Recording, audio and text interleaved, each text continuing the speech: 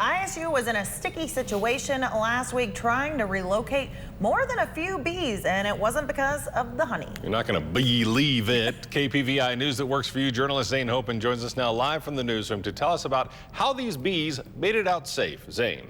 Thanks, guys. They estimate this colony began sometime in the last 2 months. And as for getting them out, it was no sting operation. A teacher went right in and moved each bee out of their new home, which one might call a bit of a buzzkill.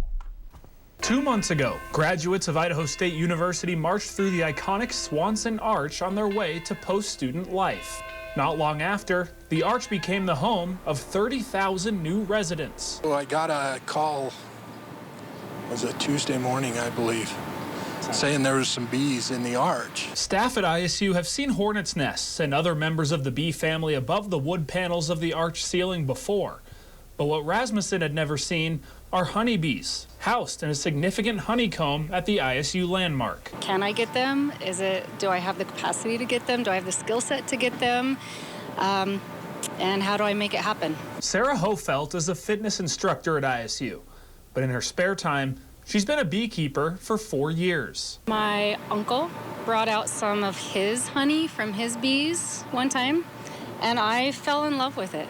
The facility's staff decided if they can safely relocate the bees, they'll do that over more extreme measures. So Hofeldt and her husband got to work at 5 a.m. last Friday morning, spending almost 4 hours vacuuming the bees out and eventually moving them to Hofeldt's home in Chubbuck. I'm surprised that it was perfect. Nothing went wrong. Nobody got stung.